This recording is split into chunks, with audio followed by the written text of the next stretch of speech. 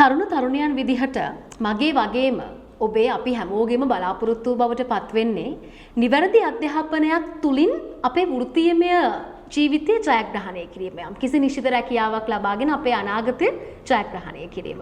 ඉතින් ලංකාවේ වෘත්තීය ශාස්ත්‍රයන් අතර කැපී පෙනෙන ශාස්ත්‍රයක් බවට පත් වෙනවා ඖෂධ විද්‍යා අධ්‍යාපන ශාස්ත්‍රය.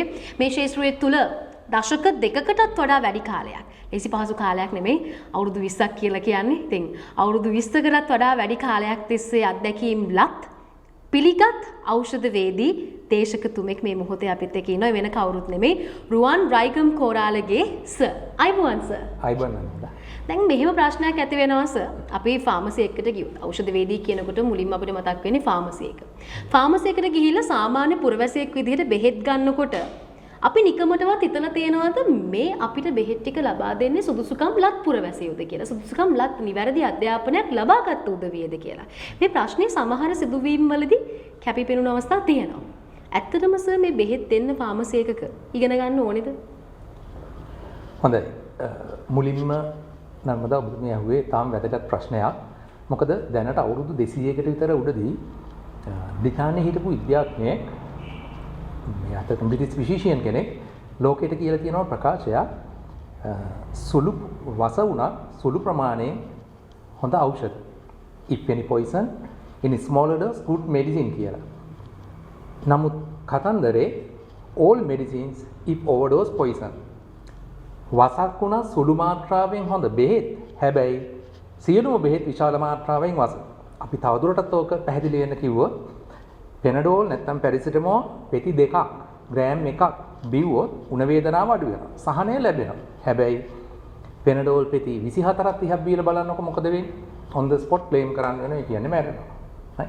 ලෝකේ ජනප්‍රියම වේදනානාශකයක් සුළු මාත්‍රාවෙන් හොඳ බෙහෙත්. හැබැයි විශාල මාත්‍රාවෙන් වස.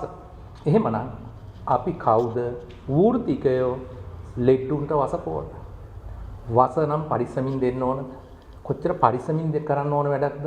මේ කෙමිකල්ස් නැත්නම් මේ ලිවිං ඔබ්ජෙක්ට් එක කරන ගනුදෙනුව කරන්න කොච්චර දුරට සිස්ටමැටිකලි මෙතඩිකලි ඉගෙනගෙන තියෙන්න ඕනද කියන එක තමයි මේකෙදි පැහැදිලි කරන්න වෙන්නේ.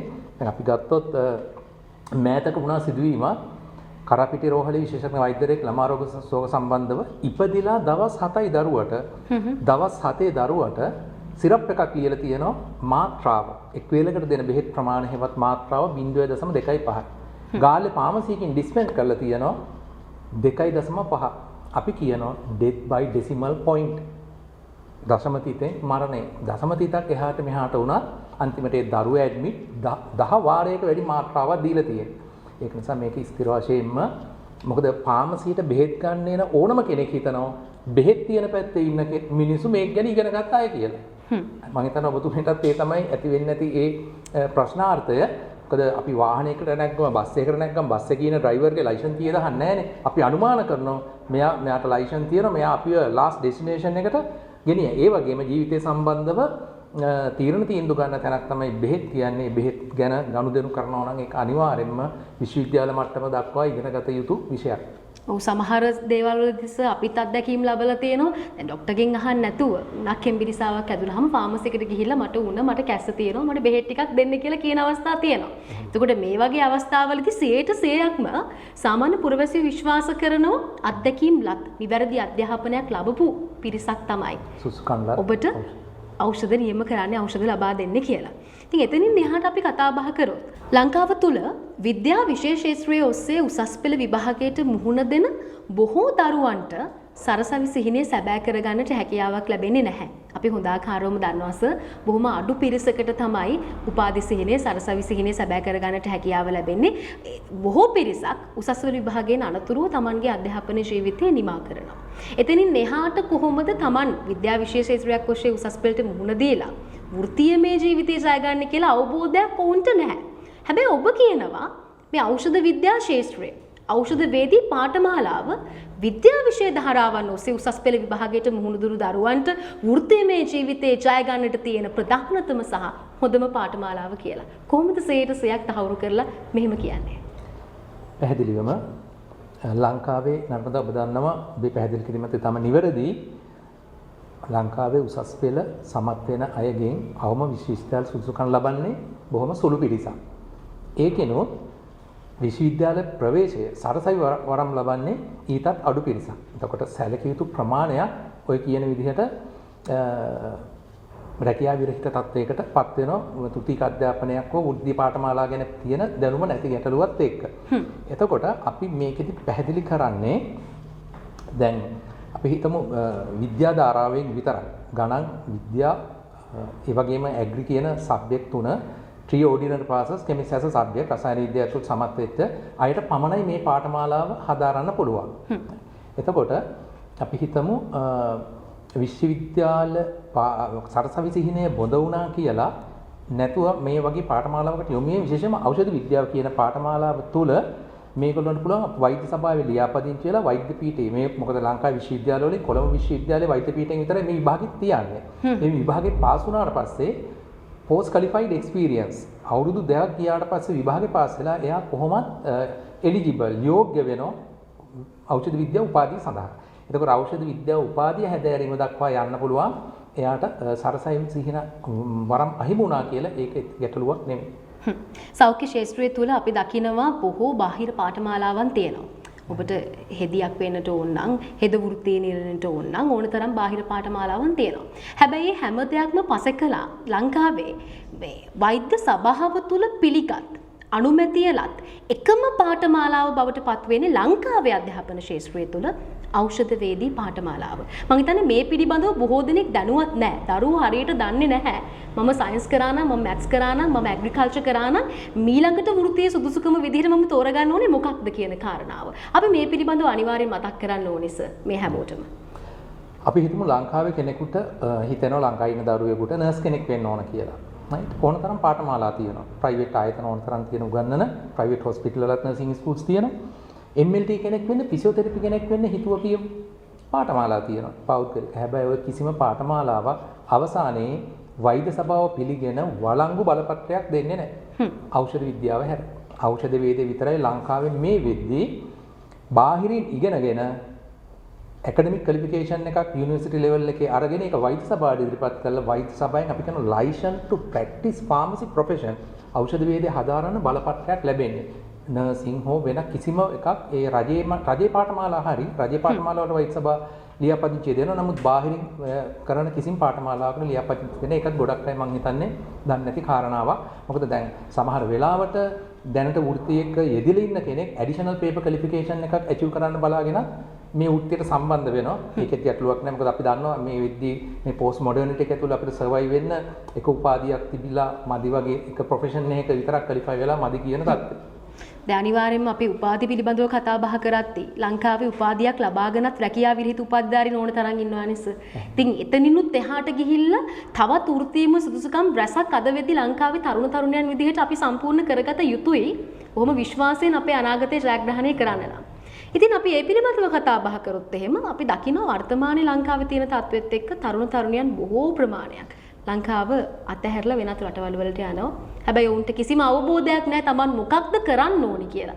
විශේෂයෙන් බොහොම සුළු රැකියාව වලට තමයි විදේශගත වෙන්නේ. හැබැයි ඖෂධ වේදී පාඨමාලාව ඔබ හදාarලා තිබුණොත් එහෙම ඊටා ඉහළ වැටුප් වලට බොහොම ප්‍රමිතිගත රැකියාවලට ඉක්මනින්ම සහ බොහොම පහසුවෙන් ළඟා වෙන්නට පුළුවන් විදේශයන්ගේ පවක්. ඔව් ඒ සම්බන්ධව පැහැදිලි කිරීමක් කරොත් අපි ඖෂධ වේදියා කියන කෙනා ඉන්ටර්නැෂනල් මාකට් එක ඇතුලේ රීඩිෆයින් කරන්නේ globally market oriented global market oriented profession එකක් විදිහට ලෝකේ ඕන රටක පිළිගන්න. මොකද වෛද්‍ය සභාවෙන් නිකුත් කරන ඔය බලපත්‍රයේ පවා internationally valid එකක් නිසා. ඒ වගේම pharmacy profession කියන එක අපි කියනවා pharmacy profession එක කියන්නේ එකත් internationally ගත්තම health most reputed ඒ වගේම most value කරන health discipline එකක් in the world. ඉතින් මේ වගේ ක්ෂේත්‍රයකට පිවිසුනාට පස්සේ දැන් තවත් තීරණ විදිහට පැහැදිලි කළොත් ඇස්පිරින් කියන ඖෂධය ගත්තම ලෝකේ හැම රටේම ඇස්පිරින්ම තමයි.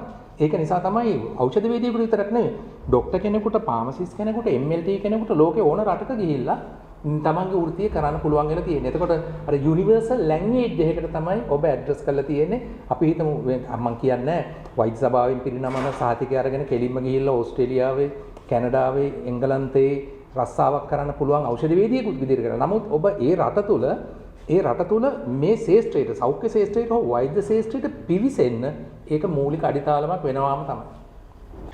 ලංකාවේ උපාධි අපේක්ෂකයෙක්ට විශ්වවිද්‍යාල ප්‍රතිපහදන කොමිෂන් සභාව තුළ ලියාපදිංචි වෙන්නට පුළුවන් වෙන්නේ එකම එක වතාවක් පමණයි ජීවිතේ. දැන් සර් සමහරුන්ට ප්‍රශ්නයක් තියෙනවා මේ ඖෂධවේදී පාඨමාලාව මම හැදෑරුවොත් එහෙම මට විශ්වවිද්‍යාල ප්‍රතිපහදන කොමිෂන් සභාව තුළ ලියාපදිංචිය අහිමි වෙයිද? මට කැම්පස් යන්න බැරි වෙයිද කියලා. මේ මතය නිවැරදි මතයක්ද වැරදි මතයක්ද? වැරදි මතයක් නම් අපි ඒක නිවැරදි කරමු. පැහැදිලිවම ඔබ කිව්ව කතාව ඉතාම නිවැරදි. ලංකාවේ නීතිය තමයි කෙනෙකුට තමන්ගේ ජීවිතයේ විශ්වවිද්‍යාල ප්‍රතිපාදන කොමිෂන් සභාවේ ලියාපදිංචි වෙන්න පුළුවන් පාඨමාලාවකට එක්වරක් පමණයි. නමුත් මම වගකීමෙන් කියනවා කිසිසේත්ම අපි විශ්වවිද්‍යාල මේක ඇත්තට අවසාන විභාගයේ තියෙන විශ්වවිද්‍යාල මට්ටමින් තමයි. නමුත් අපි මේ ශිෂ්‍යයා ලියාපදිංචි කරන්නේ වෛද්‍ය සභාවේ. වෛද්‍ය සභාවේවත් මෙඩිකල් කවුන්සිල් කියන්නේ ඉන්ඩිපෙන්ඩන්ට් ප්‍රොෆෙෂනල් බොඩි එකක්. ඒක කිසිසේත්ම යුනිවර්සිටි ග්‍රාන්ට් කොමිෂන් එකත් එක්ක සම්බන්ධයක් නැහැ. මොකද විශ්වවිද්‍යාල ශිෂ්‍යයනුත් ඉන්නවා අපේ මේ පාඨමාලාව හදාරන. දැන් එහෙම බැරි නම් ඒගොල්ලන්ට හදාරන්න බෑ. ඒ විතරක් නෙමෙයි වෛද්‍ය සභාව ආධුනික ඖෂධවේදියෙක් විදිහට ලියාපදිංචි වීමේදී ඒගොල්ලෝ දීලා තියෙන එන්ට්‍රි ක්‍රයිටීරියාස් වලින් එකක් තමයි විද්‍යා උපාධි 11ක් දක්වලා තියෙනවා. මේ විද්‍යා උපාධි 11 කරපු ඕනම කෙනෙකුට වෛද්‍ය සභාවේ ලියාපදිංචි වෙලා මේ වෛද්‍ය පීඨ තියෙන විභාගය කරන්න පුළුවන් කියන එක. ඒ නිසා කිසිම බලපෑමක් නැහැ. ඒක තාම වගකීමෙන් කියනවා. ඒ කියන්නේ විශ්වවිද්‍යාලයට සමත් වුණු කෙනෙකුට උනත් මේ පාඨමාලාව කරලා අමතර වෘත්තීය සුදුසුකමක් ළඟා කර ගැනීමේ හැකියාව තියෙනවා. ඒකින්ද ඔන්න විවෘත ආරාධනාවක් තියෙනවා. ඔබ කැම්පස් එකකට සිලෙක්ට් වෙලා හිටියත් ඔබටත් පුළුවන් මේ පාඨමාලාවත් එක්ක එකට එකතු වෙන්න, මේ වෘත්තීය මේ වටිනාකම ඔබේ ජීවිතයට එකතු කරගන්න. ඒත් එක්ක මතක් කරන්නට ඕනේ දැන් සෞඛ්‍ය ශාස්ත්‍රය තුල විවිධාකාර රැකියාවන් තියෙනවානේ. වෛද්‍ය වෘත්තීය, හෙද වෘත්තීය, එතනින් එහාට ගිහිලා තවත් බොහෝ ශාස්ත්‍ර ගණනාවක් තියෙනවා. ඔබ කියනවා සෞඛ්‍ය ශාස්ත්‍රය තුල තියෙන ප්‍රමුඛතම වෘත්තියක් බවට මේ ඖෂධවේදී වෘත්තිය අපිට හඳුන්වන්න පුළුවන් කියලා. කොහොමද 100% තහවුරු කරලා මෙහෙම කියන්නේ ඔබතුමා? අපි කියන්නේ highly demanded profession in the health field කියලා. මොකද හේතුව මේ පාඨමාලාව ස්ථිර වශයෙන්ම job oriented. පාඨමාලාව ස්ථිර වශයෙන්ම job oriented කියන එකේ තේරුම ඒක suit for the present job market. present job market එකට suit වෙන විදිහට තමයි තියෙන්නේ. දැන් අපි ඖෂධ විද්‍යා පාඨමාලාව කතන්දර අමතක කරමු. යම් කිසි ඔබට දෙන ජෙනරල් ඇඩ්වයිස් එකක් ගත්තොත් යම් කිසි පාඨමාලාවක් කවුරු හරි කෙනෙක් හදාරනවා නම් ස්ථිර වශයෙන්ම at the end of the session පාඨමාලාව අවසානයේ what kind of benefit මොන විදිහේ ප්‍රතිලාභද Tamanට ලැබෙන්නේ කියන එක that must be certified. ඒක ස්ථිර කරලා එහෙම නැති කිසිම ඖෂධ විද්‍යාවේ මොන පාඨමාලාවක්වත් කරන්න එපා වැඩක් නැහැ. මොකද සහතික ගොඩක් එකතු වුණා කියලා මොකුත් වෙන්නේ නැහැ. මේක නිසා job oriented වෙන්න ඕන. අපි උදාහරණයක් විදිහට ගත්තොත් එහෙම පිලිපීන් වල මේ වෙද්දී ඉන්දියා පිලිපීන් වල සාපේක්ෂ කලාපයේ තියෙන අනිත් රටවල් වල මම උදාහරණ ගන්න පිලිපීන් වල national gross income එකෙන් 70%ක් ඉන්නේ foreign employment වලින්. මොකද හේතුව ඒගොල්ලෝ global market potential එක analyze කරලා තමයි ඒගොල්ලෝගේ process design කරලා තියෙන්නේ. So those are well designed, well organized, well planned. හරි. ඒක නිසා අනිවාර්යෙන් පාඨමාලාවක් දැන් අපි ඉස්සෙල්ලා කතා කරපු මාතෘකාවට අදාළව ගත්තොත් දැන් සාමාන්‍ය විද්‍යා උපාධිය කරලා විද්‍යා උපාධියත් අරගෙන කෙනෙකුට රැකියාව විරහිතව ඉන්න වෙන එක ඇත්තට ඒ දරුවන්ගේ ප්‍රශ්නයක්වත් මේ උපාධිය ගැටලුවක්වත් නෙවෙයි. ඒක සිස්ටම් එකේ තියෙන ගැටලුවක් නේ. දැන් විද්‍යා උපාධිය තියෙන කෙනෙක් ඖෂධ විද්‍යාව ඉගෙන ගත්තොත් එයාගේ සාමාන්‍ය උපාධියට වෘත්තීයමය මුහුණුවරක් ලැබෙනවා. ඒක නිසා එතකොට එයාට ජොබ් මාකට් එකක් ඕපන් වෙනවා. අන්න ඒ විදිහට මේක job oriented. දැන් අපි මේ course එකේ උගන්වන කාලෙම අපි job training වලට දානවා ළමයි. ඒක නිසා ඒක highly job oriented කියන එක තමයි high demand in the health profession කියන එක තුල පැහැදිලි කරන්නේ. දැන් සමහරව විශ්වාස කරනවා if we can speak the English or kind of English understand එකක් තියෙනවා නම් තේරුම් ගැනීමේ හැකියාවක් තියෙනවා නම් මට බෙහෙත් තුණ්ඩුව බල්ල ඉවරලා බෙහෙත් ටිකක් දෙන්න පුළුවන් නම් මට පුළුවන් ෆාමසි එක වැඩ කරන්න කියලා. දැන් මෙහෙම තත්වයක් තමයි ලංකාව තුල තියෙන්නේ. හැබැයි එහෙම නැහැ. ඔබ හරියට දෙයක් ඉගෙන ගත්තොත් ඔබ නිවැරදි දැනකින් නිවැරදි අධ්‍යාපනයක් ලබා ගත්තොත් ඔබට පුළුවන් ලංකාවේ නෙමේ ඕනම රටක විදේශයේ ඕනම රටකට ගිහිල්ලා වෘත්තීයමය ජීවිතයක් අත් කරගන්න වෘත්තීයමය ශාස්ත්‍රයක් ඔස්සේ මේ රැකියාව ඔබට ඉදිරියට කරගෙන යෑමේ හැකියාව තියෙනවා. මේ තත්වයට අවශ්‍ය කරන අධ්‍යාපනය ලබා දෙන්නට ඔහු සූදානම් වෙලා ඉන්නවා. එතනින් එහාට අපි කතා බහ කරොත් එහෙම මේ ශාස්ත්‍රයට පිවිසෙන්නට බලාපොරොත්තු වෙන දරුවෙක්ට දශක දෙකකටත් වඩා වැඩි කාලයක් තිස්සේ අත්දැකීම් ලත් දේශකවරයෙක් විදිහට මොන වගේ පණිවිඩයක්ද ලබා දෙන්න තියෙන්නේ? මම කතාව පටන් ගන්නම් ඔබතුමියගේ අවසාන කරපු තැනින් ඉදිරි දිගුවක් විදිහට. දැන් අපි හිතමු කවුරු හරි කෙනෙක් හිතනවා නම් කවුරු හරි වාහනයක් එලවනවා බලලා අපි වාහනේ එලවනවා මේ විදිහට. right? කවුරු හරි කෙනෙක් හිතනවා නම් පීනන එක බලන් ඉඳලා අපිට පීනන්න පුළුවන් කියලා. නෑ ඒව ස්කිල්ස්. ඒව හිමින් ඩෙවලොප් කරගන්න ඕන ලයිෆ් ස්කිල්ස්. ඒ නම් කවුරු හරි බෙහෙත් දෙනවා බලාගෙන ඉඳලා බෙහෙත් දෙන්න පුළුවන් කියලා හිතුවොත් දෙන්න පුළුවන්. දන්නව මොකද වෙන්නේ කියලා ඒක කියන්න තරම් දේවල් නෙමෙයි. ඉතින් ඒක නිසා මේක ඉගෙනගෙන පැහැදිලිව වෘත්තිමය වශයෙන් ක්වොලිෆයිඩ් වෙලා සයන්ටිෆිකලි ප්‍රොෆෙෂනලි ලීගලි අන්තිමට ක්වොලිෆයිඩ් වෙලා ඔයාලට නීතිමය රැකවරණයක් පවා වෛද්‍ය සභාවෙන් දෙන ඒ දෙන නීතිමය රැකවරණ ඇත්තටම ලයිෆ් ටයිම් දෙන්නේ. ඒ ලයිසන් එක ලයිෆ් ටයිම් දෙන්නේ. ඒක මිලියන ගාණක් සමහර බහුජාතික ඖෂධ සමාගම් විසින් මේ ලයිසන් එක වැලියු කරනවා. ඒක නිසා අනිත් එක කොළඹ විශ්වවිද්‍යාලය කොළඹ වෛද්‍ය පීඨය කියන එක 1870 ජුනි පළවෙනිද පටන් ගන්න තියෙන. දකුණු ආසියාවේ තියෙන පරණම වෛද්‍ය පීඨය. අවුරුදු 150කට වැඩි. ඒ වගේ වෛද්‍ය පීඨයකින් තමයි මේ සහතිකේ පිරිනමන්නේ.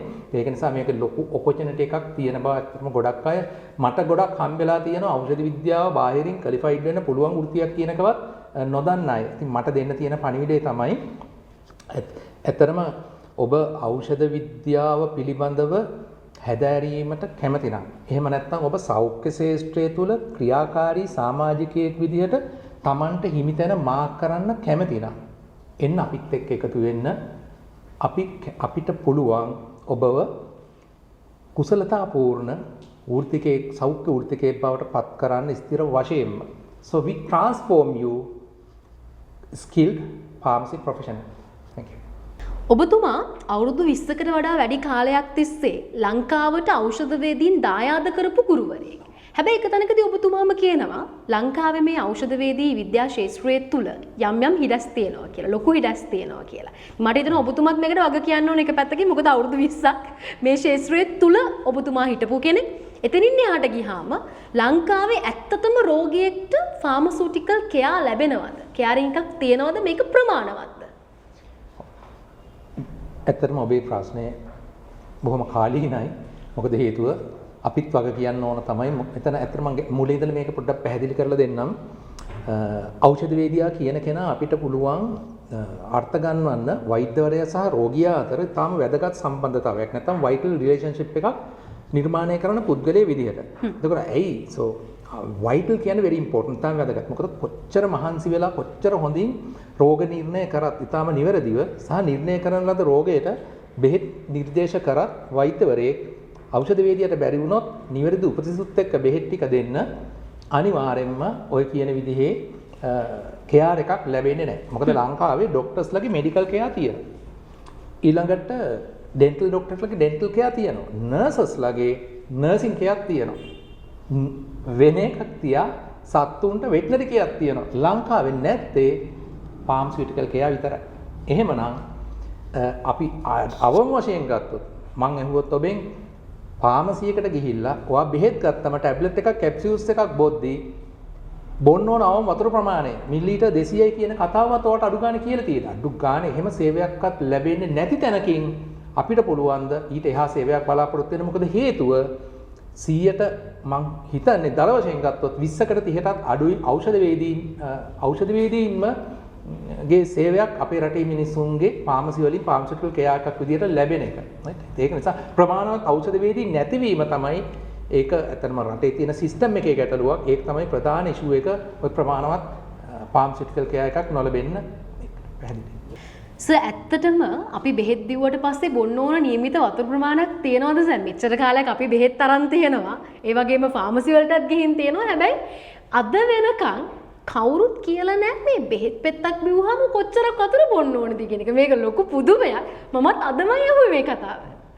ඇත්තටම ඔබ මෙහාන වතුර බොන්න ඕනද කියලා. වතුර බොන්න ඕන ප්‍රමාණයක් අවම තියෙනවා. මොකද හේතුව මිලිලීටර් 200ක් කියන්නේ සාමාන්‍යයෙන් ආසන්න වශයෙන් පීරිස්කෝප්. මොකද පීරිස්කෝප්යක් කියන්නේ මිලිලීටර් 240ක්. අවුන්සයක් කියන්නේ මිලිලීටර් 30ක්. අවුන්ස් 8ක් කටවරක් වන 24යි 240. ඒ කියන්නේ ආසන්න වශයෙන් පීරිස්කෝප්යක ප්‍රමාණයක් ඝනාකාරයේ බෙහෙතක්. කරලා පෙත්තක් බොද්දි බිව්වේ නැහැ. අපි කිව්වේ නැතත් බොන්න කියලා ලෙඩා මොකද කරන්නේ? කඩලා කටේ දා ගන්නවා වතුර උගරක් බීලා යනවා යන්න. පෙත්ත ගිහිල්ලා ආමාශයට වැටිලා නොවිඳිනා දුක් විඳිනෝ දිය වෙන්න විදිහක් නැතුව. නේ? ඒ අන්තිමට ગેස්ට්‍රයිටිස් වැඩි වෙලා ඇක්ෂන් එක එන්නෙත් නැහැ. මොකද දිය වෙලා මේක ලේවලට යන්නේ මේ පෙත්ත බඩේ තිබුණාට ඇක්ෂන් එකක් එන්නේ නැහැනේ. ඔන්න වගේ ඔය තාම සරල සිද්ධියක්. එතන ඉඳලා තාම සංකීර්ණ දක්වා මේ අපේ රටේ ෆාමසිටිකල් කෙයා එක ඇතුලේ ඕ වගේ ගැටලු තියෙනවා. මේ හරි සියුම් දේවල් හැබැයි අපි 100%ක් සැලකිලිමත් වෙන්න ඕන දේවල්. මේ දේවල් අපි කවදාවත් අහලා නැහැ. අපිට පුදුමයක් වගේ එතනින්ම තේරෙනවා ලංකාව ඇතුලේ ෆාමසිටිකල් කෙයා කොයි මට්ටමේද තියෙන්නේ කියලා. මම හිතන්නේ ග්‍රවුන්ඩ් ලෙවල් එකේවත් නෙමෙයි එතනිනුත් යට තියෙන්නේ. ඉතින් මේක හදන්න ඕනේ මේක ඔබෙත් වගකීම. ඒ වගේම ඔබ ඉගෙන ගන්න බලාපොරොත්තු වෙනවා නම් ඖෂධ වේදිකෙක් වෙන ලංකාව තුල බලාපොරොත්තු වෙමින් ඉන්නවා නම් එන්න ඕන හොඳම තැන තමයි මෙතන. එන්න ඇවිත් ඉගෙන ගන්න 100%ක් දැනුමින් සුපෝෂණය වෙන්න මුළු ලෝකෙම ජය ගන්නට ඔබට හැකියාව තියෙනවා මේ සෞඛ්‍ය ශාස්ත්‍රය තුල. ලංකාවේ අපි දකිනවා මේ වෙනකොට ට්‍රෙන්ඩ් එකක් තමයි මේ ඔන්ටර්ප්‍රනර් කෙනෙක් වෙනවා කියන එක. එතකොට තමන්ගෙම දෙයක් පටන් ගන්න, තමන්ගෙම බිස්නස් එකක් කරලා රැකියාවක් දියව් කියලා ඉල්ලන කෙනෙක් වෙනුවට තවත් කීප දෙනෙක්ට රැකියාවක් දෙන පුද්ගලයෙක් බවට පත් වෙන්න ඔබට හැකියාවක් තියෙනවා මේ ශාස්ත්‍රය තුල. හරිද සර් මගේ කතාව? පැහැදිලිවම. ඔබ සෞඛ්‍ය අමාත්‍යාංශයේ වෙබ් අඩවිය ගත්තොත් ලංකාවේ ෆාමසි 10000කට වැඩිය මෙන්ෂන් කරනවා. නමුත් ෆාමසිස්ලා ඉන්නේ 6000කටත් වඩා අඩු ප්‍රමාණයක්. එතකොට 4000ක විතර වේකන්සිස් ටිකක් පොටෙන්ෂල් එකක් මෙතන පෙන්නනවා. හැබැයි රැකියාව විරහිත විද්‍යා උපාධිධාරීනු ඉන්න රටක්. එතකොට මෙතන ලොකු නොගැලපීමක් තියෙන බවත් පේනවා. එතකොට තවත් කීප දෙනෙකුට රස්සාවක් දෙන්න පුළුවන් රීටේල් ෆාමසි අවුට්ලට් එකක් පටන් ගන්න එක විශේෂම වරප්‍රසාදයක් මේ පාඨමාලාව කරලා සමත් වෙලා වෛද්‍ය සභාවේ මේ බලපත්‍රය ගන්න කෙනාට. මොකද රීටේල් ෆාමසි කියන්නේ අනිත් වෙනේව වගේ නෙවෙයි වෙන බිස්නස් වගේ නෙවෙයි. කෙලින්ම කම්පැනියෙන් ණයට අරගෙන සල්ලි වලට විකුණනවා. ණයට දුන්නේ නැත්නම් පාඩු වෙන්නේ නැහැ. ඇත්තටම සර් දැන් මමත් A level බයෝ කරපු කෙනෙක් විදිහට මටත් ලොකු ආසාවක් ඇති වුණා මේ කෝස් එක කරන්න ඕනේ කියලා. ඒතර අපි හැමෝටම ඇති වෙන ප්‍රශ්නයක් තමයි මොනවද තියෙන්න ඕන අවම සුදුසුකම් කියලා. අපි ඒ ගැන කතා කරමු. ඖෂධ විද්‍යාව හැදෑරීමට තියෙන්න ඕන අවම සුදුසුකම් තමයි උසස් පෙළ ගණිතය හෝ විද්‍යාව එහෙම නැත්නම් කෘෂි කියන විෂය ධාරාවන් වලින් සාමාන්‍ය සාමාර්ථ තුනක් තියෙනවා. ඊට අමතරව සාමාන්‍ය පෙළට ඉංග්‍රීසි විෂය සඳහා ඒ සාමාර්ථයක් තියෙනවා. ඔච්චර අධ්‍යාපන සුසුකම් විතර ගන්න ඊට අමතරව එතකොට කෙමිස්ට්‍රි වලට 100 එකක් තියෙන්න ඕනේද? කෙමිස්ට්‍රි වලට 100 එකක් අවශ්‍ය නැහැ. පැහැදිලිවම කියනවා කෙමිස්ට්‍රි වලට 100 එක ගැන ගොඩක් අය අහනවා. ඒ අහන්න හේතුව මේ පාඨමාලාව නෙමෙයි රජයේ ඖෂධ වේදීන් සඳහා පාඨමාලාවේදී ෆිල්ටර් කරගන්න ඕන නිසා කෙමිස්ට්‍රි 100 එකක් ඉල්ලනවා. මේකෙදී ස්ථිර වශයෙන්ම කෙමිස්ට්‍රි වල සාමාන්‍ය සාමාර්ථයක් පමණයි බලාපොරොත්තු වෙන්නේ. ඖෂධ වේදිකෙක් වෙන්නට අවශ්‍ය කරන අවම සුදුසුකම් මොනවද කියලා දැන් ඔබ හොඳ ආකාරවම දන්නවා. ඊළඟ ප්‍රශ්නය තමයි මේ ආසාවක් තියෙනවා නම් තමන්ගේ හිත තුළ කොහොමද මේ පාඨමාලාවත් එක්ක එකට එකතු වෙන්න ඕනේ කියලා. අපි මේ ප්‍රශ්නට උත්තර දෙමු සර්. මොනවද ආයතන කොහොමද දරුවන් මේ පාඨමාලාවත් එක්ක එකට එකතු වෙන්නේ? දකුණු පළාතේ අපි ෆිසිකල් සහ ඔන්ලයින් දෙවිදිහට මේ පාඨමාලාව පවත්වාගෙන යනවා. නමුත් ෆිසිකල් පන්තියක් විදිහට දකුණු පළාතේ දැනට අපි විතරමයි ඖෂධ විද්‍යාව කරගෙන යන්නේ. මොකද මේක මම විශේෂයෙන් හයිලයිට් කරලා කිව්වේ මේක ලෙඩ සම්බන්ධව කරන ගනුදෙනුවක්, කෙමිකල්ස් එක්ක කරන ගනුදෙනුවක්, ප්‍රැක්ටිකල් බේස් සබ්ජෙක්ට් එකක්. ඒක නිසා පුළුවන් හැකියාව තියෙන හැම කෙනෙක්ම ෆිසිකල් පන්තියකට සහභාගී වෙනවා නම් වඩා හොඳයි. ඒකට මාතර ඇපිරෝ ආයතනයේ මූලික කරගෙන තමයි ෆිසිකල් පන්ති තියෙන්නේ. ඊට අදාළව මේ පාගු පරීක්ෂණ සඳහා පිට ලැබ් එක පවා මෙහි ඩෙවලොප් කරලා තියෙනවා. ඒ වගේම ගාල්ල සිග්මා ආයතනයේ ඔය කියන ආයතන දෙකේ ෆිසිකල් පන්ති තියෙනවා. ඊට අමතරව අයිලන්ඩ් වයිට් ඔන්ලයින් පන්තිත් තියෙනවා. පාඨමාලාව හැදෑරීමට අවශ්‍යයි. ඒක නම්බර්ස් වලට කතා කරලා වෙලාවල් ඇතුළු වැඩිදුර විස්තර ලබා ගන්න පුළුවන්. මේ පාඨමාලාව හදාරනවා කියලා කියන්නේ නිවැරදි තැනින් හරිම අධ්‍යාපනයක් ලබාගත යුතුමයි.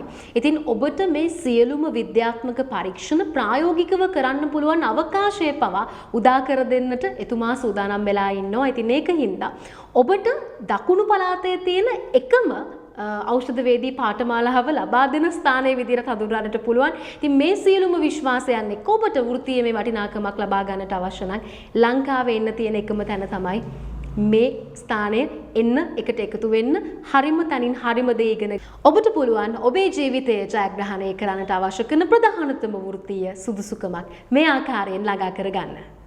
ලංකාවේ වෛද්‍ය සභාවේ අනුමැතියලත් ඖෂධ වේදිකෙක් බවට පත්වෙන්නට අවශ්‍ය කරන අවම සුදුසුකම් මොනවද කියන කාරණාව ඔබ දන්නවා. දැන් මගේ හදවතේ ආසාවක් ඇති වෙලා තියෙන නිසා මේ කෝස් එක අනිවාර්යෙන් කරන්න ඕනි කියලා. ඒ වගේ බොහෝ දෙනෙක් බලාගෙන ඉන්නවා මේ වෙලාවේ කොහොමද මේ පාඨමාලාවට සම්බන්ධ වෙන්නේ කියලා මතක් කරමු ආයතන පිළිබඳව. අපි ඔන්ලයින් සහ ෆිසිකල් ආකාරයේ මේ පාඨමාලා පවත්වාගෙන යනවා. මට විශේෂයෙන් කියන්න තියෙන්නේ පාඨමාලාව අපි අවුරුදු 1කමාරක විතර දිග පාඨමාලාවක් මාස 10කට කෙටි කළා සතියේ දවස් දෙක ගානේ පවත්වාගෙන යන්නේ. මොකද ඇඟ හැදිච්ච විදිය, ඇඟ වැඩ කරන විදිය, ඇඟ වෙනස් වෙලා ලෙඩ වෙන විදිය, ලෙඩ කොහොමද බෙහෙත් වලින් වෙනස් කරන්නේ වගේ ඊටම මොකද ඖෂධ විද්‍යාව කියන්නේ මල්ටිපල් සයන්ස් එකක්, බහුවිධ විද්‍යාවන්ගේ එකතුවක්, වාස්ට් ඒරියා එකක් කවර් වෙනවා. ඒකට මේක ප්‍රැක්ටිකල් සබ්ජෙක්ට් එකක් නිසා මේ ප්‍රැක්ටිකල් සබ්ජෙක්ට් එකට ෆිසිකලි ඇටෙන්ඩ් වෙන්න පුළුවන් නම් හොඳයි. මොකද දකුණු පළාතේ තියෙන එකම ෆිසිකලි ඖෂධ විද්‍යාව පවත්වාගෙන යන ආයතනය මේ වෙද්දී අපේ ආයතනය. හැබැයි physical අයටත් physical courses are also supported by this some online component අපේ syllabus එක cover කරන්න ඕන නිසා එහෙමනම් physical classes තියෙනවා mainly අපිරෝ ආයතනයේ මාතර මූලික කරගෙන ඒ practical කිරීම සඳහා අවශ්‍ය වෙන මූලික practical කිරීම සඳහා අවශ්‍ය වෙන සියලුම ප්‍රායෝගික පරීක්ෂණ සඳහා ආයතන ලැබ් එකත් මෙහි තමයි ඩෙවලොප් කරලා තියෙන්නේ. OSPI කියන අවස්ථාවන් සඳහා අපි ඒක පාවිච්චි කරනවා. ඒ වගේම island wide online courses තියෙනවා. ෆිසිකල් ගාල්ලේ සිප්මා ආයතනයේ ෆිසිකල් ක්ලාසස් පවත්වාගෙන යනවා. දකුණු පළාතේ භෞතිකව ඖෂධ වේදීත්වය හදාරන්නට පුළුවන් එකම තැන. ඉතින් ඔබට පුළුවන් සම්බන්ධ වෙන්නට අපිරෝ ආයතනයට එන්න පුළුවන්. ප්‍රායෝගිකව මේ අත්දැකීම ඔබට ලබා දෙන්න ප්‍රායෝගික පරීක්ෂණ සජීවීව ඔබට සිදු කරන්නට අවස්ථාව ලබා දෙන්නට රුවන් සර් සූදානම් වෙලා ඉන්නවා. මම හිතන්නේ ලංකාවේ වෙන කොහෙවත් මේ පහසුකම් ලබා දෙන්නේ නැහැ. අපි දකිනවා බොහෝ වෙලාවල් වලදී ඔන්ලයින් ඔස්සේ මේ දේවල් තියෙන්නේ. හැබැයි නිවැරදි පැහැදිලි ප්‍රායෝගික පරීක්ෂණ ළමයින්ට ලබා දෙන්නට අවශ්‍ය කරන පහසුකම් ලබා දෙන්නට ඔවුන්ට හැකියාවක් ලැබිලා නැහැ. ඉතින් මේ හැම දෙයක්ම 100% සාර්ථකව ඔබට ළඟා කර දෙන්න අපි සූදානම් වෙලා ඉන්නවා. ආරාධනා කරනවා ලංකාවේ පමණක් නොවේ මුළු ලෝකයේම සුදුසුකම් ලත් අනුමැතියලත් වෘත්තිකයෙක් බවට පත්වෙන්න ඖෂධ වේදියෙක් බවට පත්වෙන්නට හොඳම තැන තමයි රුවන් රයිගම් කෝරාලගේ සර්ගේ මේ පාඨමාලාව. එන්න එකතු වෙන්න හරිම දේ හරිම තැනින් ඉගෙන ගන්න ඔබට පුළුවන්. ඔබේ මුළු ජීවිතේම ජයග්‍රහණය කරන්නට අවශ්‍ය කරන ප්‍රධානතම වෘත්තීය මේ සුදුසුකමක් ළඟා කරගන්න.